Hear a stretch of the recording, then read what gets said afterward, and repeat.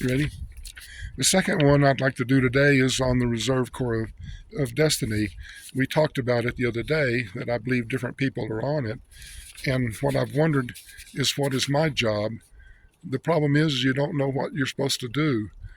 It's determined by celestial forces, and you're just following the will of God each day. And if you do that, you'll do the right thing. But most humans don't even know they're in the Reserve Corps, and I don't think anybody knows what their exact job is. So I don't know what I'm supposed to do. One of the things that maybe I'm here to do is to present gravionics, because it does solve a lot of problems and helps people understand that all these various different connections are occurring. And the Urantia book bemoans the fact that no new meta-science has appeared. This was written in 34, but there was no meta-science, a new science, and a science that connects the physical and the spiritual together, so that you can't just do them separately. The scientists at the lab want to do all material and just, think God didn't have anything to do with it. It just all happening all by itself somehow.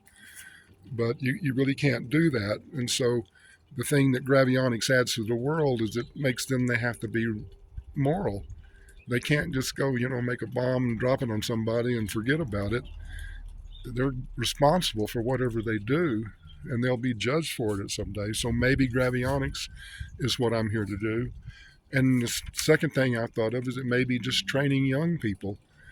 Um, the reason that the book came along, the reason the Melchizedek appeared on Earth, is because that the concept of one God keeps getting pushed down.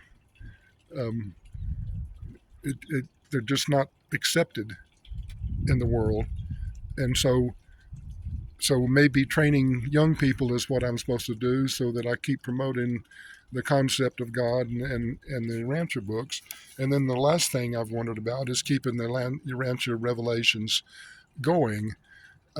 There's two different groups. The Urantia Foundation is the one that is the remnants of the people that brought the Urantia book, but they're no difference in the church. They won't even acknowledge that the updates have appeared and that they also are a revelation. They think their only job is to protect the Urantia book. They tried to keep it even copyrighted, but what happened is in 1955, when it was printed, the Urantia Fellowship formed, which is just a social group. They won't do anything to outreach people or help them. And they won't read the Urantia book either. I mean, the updates. But what they did was they decided they wanted to print it. So they got sued by the foundation. You can't print our book. But the foundation had forgot to renew the copyright after 21 years. So that made it public domain. And that means that anybody can print it now. And so even though the fellowship has printed it and they've gone to the effort of doing the subject index in the back, which is invaluable to anybody studying it, because there's just too much to learn in there, they won't listen. Both of those groups have absolutely refused to read the updates. So maybe part of my job is making sure the updates are being received. And I think I've partly done that, because on Amazon, used to you could search for the updates and it wouldn't even find them. And now there's a Millennium 3 revelation category, which I didn't start. So somebody has been searching for that, and now I think the updates are being accepted as being real. Okay.